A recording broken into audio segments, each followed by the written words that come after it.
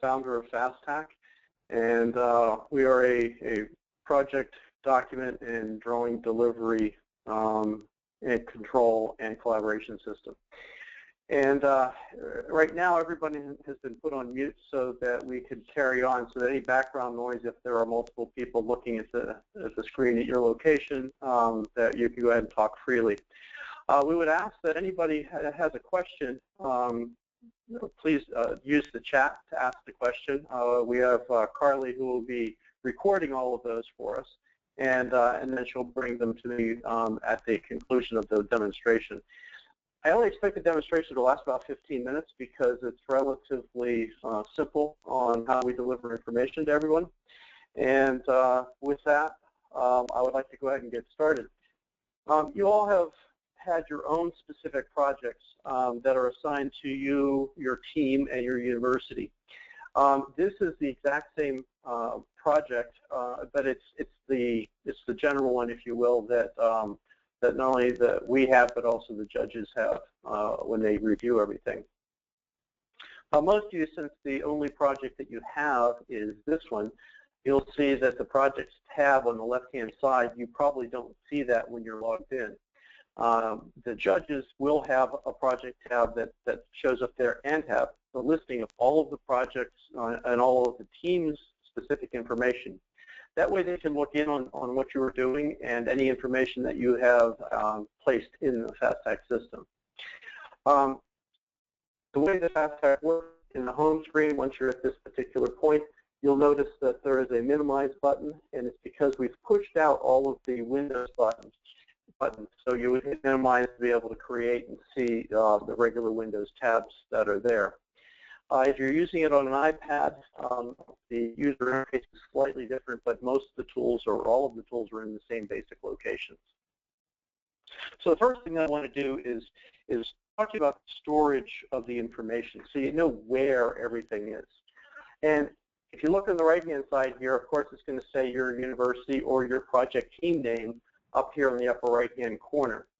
Now, as you see that there's design information stored in two locations. One is the design grid, and one is the details. The reason that they're in those two particular locations is because the grid includes all of the plan drawings that interrelate with each other, and details are all the other drawings according to trade. And I'll show you that in just one moment. So as we get into the design grid, you'll notice it has across the top architectural drawings, finishes, furniture and equipment, exhibit layout, reflected ceiling plan, et cetera, as you come across. And it will have all of the basic trades as you come. If there is a blank in that area, it's because there's no drawings for that particular trade or that particular location. It's also split, if you look on the left-hand side, level 1 area A, level 1 area B, roof area A, and roof area B. And the reason that FASTTAC creates a 3D representation of the plan drawings is because it has a very unique user interface that allows you to move from drawing to drawing in the same spot so that you can easily compare items. As an example, I'm going to press level 1 area B. I'm going to use the zoom box that we have on the PC side. You can use pinch and spread your fingers on the iPad. But you notice that it takes you into a very specific location of the drawing. If I want to go to the next drawing, I would use the global navigation tab and going to the next one in line, which is finishes, and just hit the tray to the right, and it takes me to the same zoom, same spot. I don't have to worry about opening another drawing, zooming into it. I can just move back and forth just by hitting the trade button and going to that same zoom, same spot. That's one of the unique things that FASTTAC can do. And just to give you an idea, as you run through it, we can go to the finishes, then we go to the furniture equipment, then we keep going all the way across the trades, exhibit layout, reflected ceiling plan, and just so you look at the let's say that I just want to jump to the power and lighting systems, then I just hit go and it takes me to the power and lighting systems. Okay, so that's the benefit of our technology is that we can do that. Also, if I want to just jump to the roof, I would have to find an architectural drawing and go to that portion, and now if I want to go to the roof, I hit global navigation, roof area B, hit go, and I'm on the roof, same zoom, same spot. So if I go back to the general layout of information, so as you're doing the work that you need to do, you can then go from place to place, drawing to drawing, to be able to do the work product that you were to produce. And again, if you look at the very top row, it would be level 1 area A, second row is at level 1 area B, and then also the corresponding roof areas A and B right underneath it. So the next item that you would want to look for is the rest of the drawings. And so just like on the front page, you have design grid, design details. I'm going to go back in grid. Also across the top of your menu, you have design grid, design details. So you click on design details, and I was looking here before, and it gives you all of the drawings that are available: architectural, structural, electrical, mechanical, plumbing, civil, and landscape. And if I want to click on any one of them, it will expand, and then I can actually look through those drawings. I can look at a couple of them at the same time, or I could just pick one. I could expand all of them if I wanted to go through and see all of the drawings that are there, and then obviously a collapse all to do the same thing. But this is like having all of your drawings on drawing sticks. Now let's say that you're in your architectural drawings, and you look at the very first one, which is the cover sheet. There's another way that you can flip through the drawings, and you use the same global navigation tool and just the down arrow or the up arrow. So I can use that global navigation tool, and I can just flip through the drawing very simply, very easily, so that I can actually go and if I don't know exactly the drawing I'm looking for, I can continue to flip through these drawings until such time as I find the drawing that I'm looking for. And then of course you can use the zoom bar to zoom into it, and using the full sheet go back out to the same. All right, so what we've done so far is we really determined where the drawing sets are. And it's design grid and design details. Design grid is the plan drawing. Design details are everything else. Now, the rest of the information are in the document section. And I'm going to plus them all. And in this document section, it's very similar to the design detail section. It has your project specification, your RFP documents, which is basically all the documents that you will need for the competition. The combined PDF files, which is a way of being able to extract all of the drawings you see elsewhere in one easy package. And then FASTTAC user information. So for FASTTAC user information, there's a complete user manual sitting here, and there's also a poster. And I'm going to click on the poster. And that poster is going to give you an idea of what each of these buttons are for. So it's sort of your quick access cheat sheet, if you will, for accessing information in the FASTTAC system. So if I go to your project specifications, right now you have your geotechnical report, your divisions 1 through 8, 8 through 17, and your appendices A, B, and C. So these are the documents that you start the whole project with. RFP, this is all of the RFP documents that you are receiving. It has all the information in it. I am not as familiar with the exact RFP requirements. You'd be required to read those yourself, but all of the information that you need is here. And if you click on that, here's the bid form, it actually will launch your Excel spreadsheet, and it will actually, this is an Excel spreadsheet in FASTTAC. Okay. Just so you understand, the information that is provided to you is for your consumption. It will not go back to the server. So in other words, anything in the document section will not be returned back to the server. So if you need to submit it as a single process, you will need to send that separately. And Kirsten is going to be able to provide further information on that as time goes on. We also have a place called Combined PDF Drawings. So if you, for whatever the reason, want to actually go and print something for your takeoffs and things like that, you can then go ahead and select whichever set you want to. You can click on it, and it is the entire set of electrical drawings in a PDF format. So with that, I'm going to go back to the design grid and show you a few of the tools that we have that you can use during this competition, and not knowing exactly all the different things that you'll use them for. Tool number 1 is a notes tool. Basically, it's a sticky note. It is designed for mobile platforms primarily so that you can write on that particular sticky note. However, if you're sitting at a desktop, you also have the ability to type in any message. All right, and then when you save that, you can actually name it. I'm going to use my initials to name it. I can say any message note.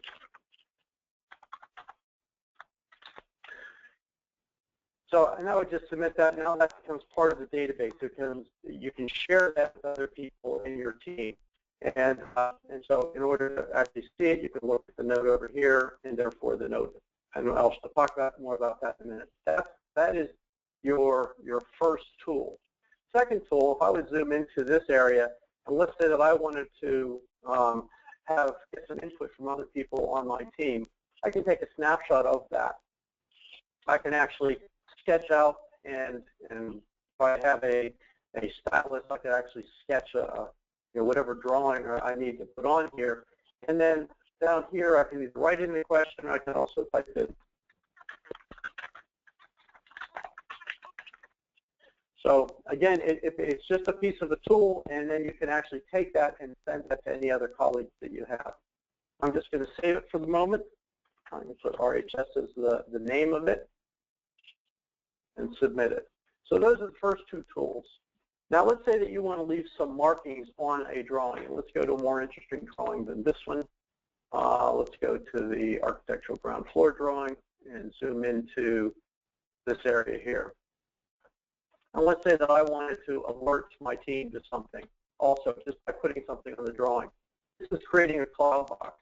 And if you take the cloud box and you could every time you touch the screen or you press the left click, you can change direction of your cloud box.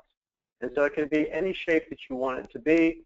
And as soon as you close it, it gives you a call out. If you double click on the call out, you can put a message in the call out. I need to reshape it to make it make sense, and then move it anywhere I want to move it to so that it can be seen by the rest of the team. I can hit save.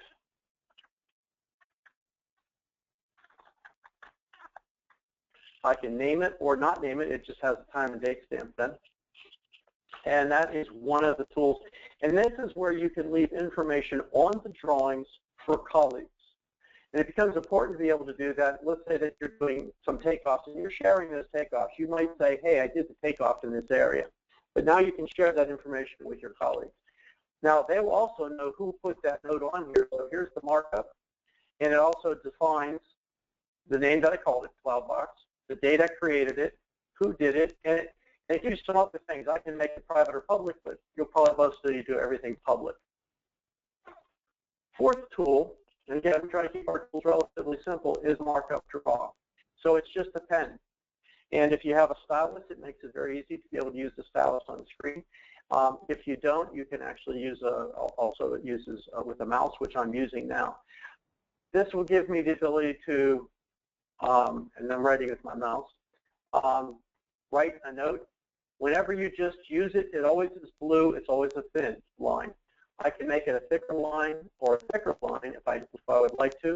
And I can also make it a highlighter of the same varying line width, as you can see.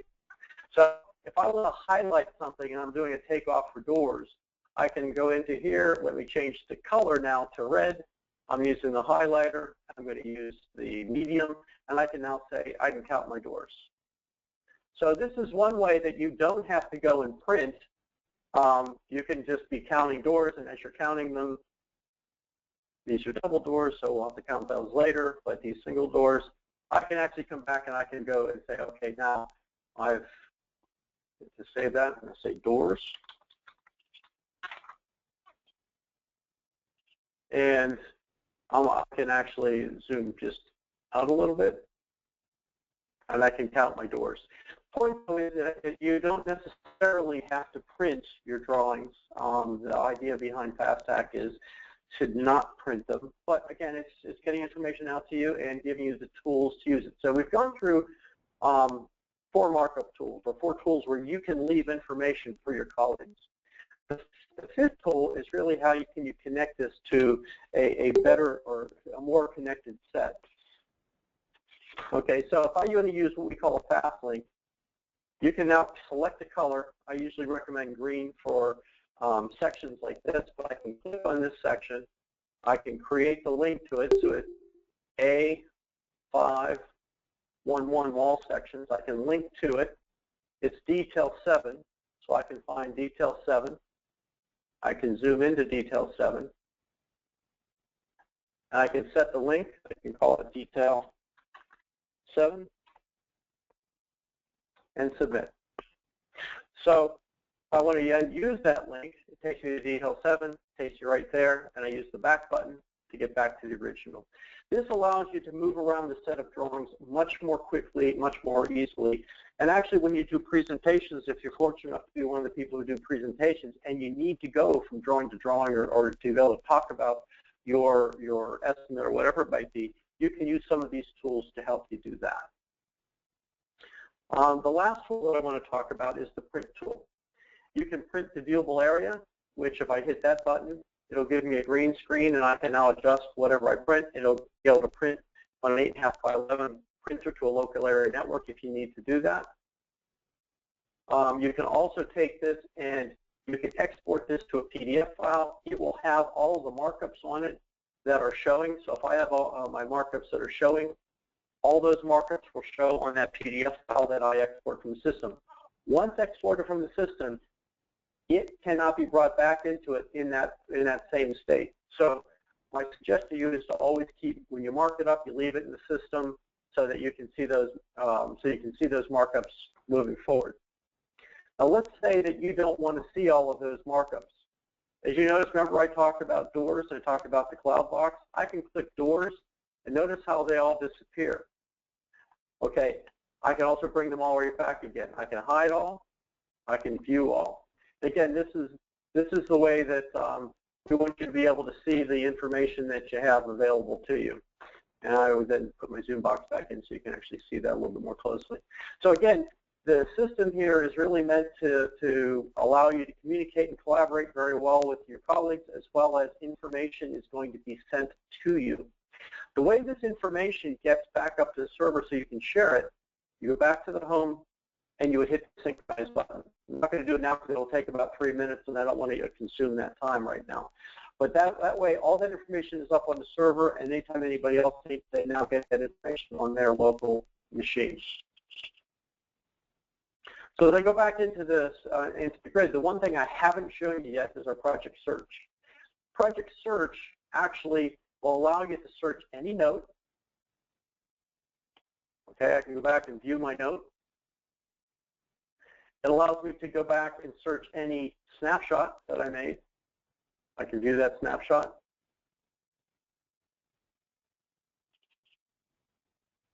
Or I can take any other user input, those markups, the cloud box and doors. If I were to look at doors, I'd hit view, and it's going to take me right to the door takeoff that I had done. And again, this is using the project search.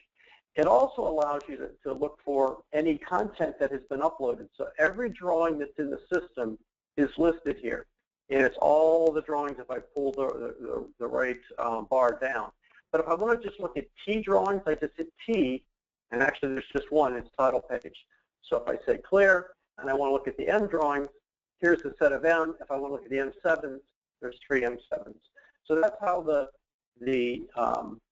go back, that's how the project navigation works. Same thing with your documents. If you recall, we had all the different drawings in this particular order. We had different exhibits for the specifications and also the different volumes of specifications. So again, this is an alphanumeric pad representing the next available letter in the sort. So with that, those are the tools. That is the system when you get down to it. It's not a complex system. It's made to deliver information using simple synchronization process and organizing that information for that end user and allowing end users to communicate and collaborate. So with that, that's sort of the basics. There might be other questions that you might have, which you can always send to support@FASTTAC.com, and we can answer those questions. So the one question that I see right now, it says, please confirm that we don't have to work on the project exhibits directly inside of FASTTAC. And that way, and you can also work them outside of FASTTAC and submit them at a later time. And I believe Kirsten will say, yes, that's acceptable. But that's really a message or a note that will be provided to you so you know exactly what you have to do and to submit it. The one thing that we are suggesting is that we're going to add a section here to the drawing or to the document that will say submissions.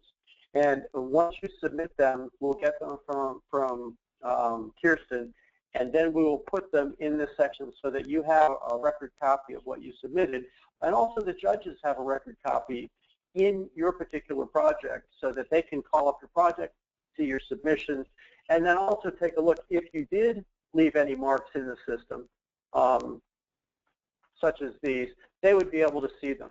I don't think that they're a requirement. There's no grading or evaluation that's being done at least this year because this is the first year that our system has been used to distribute information and to be able to provide you a tool to use it electronically. So with that, I'm going to actually turn on the microphones. And the reason is that was the only question I had. If anybody has any other questions, please shout them out. And Kirsten, if you have anything you would like to say, go ahead and say it at this time. Hello, everybody. How are you doing? I hope you're good. The only thing I really need to remind you is in your RFP, it says to send your team captain information to the judges and to myself. If you haven't done that, please do so. And that your team registrations are due on October 16th, and you should have the link to be able to register your team online. And we really do need you to do that because we cannot extend the deadline, unfortunately. Other than that, let me know if you have any questions.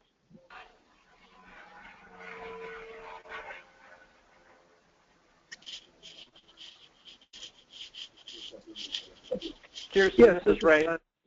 Thank you very much for your time, and I appreciate the opportunity to provide your teams with FASTTAC software.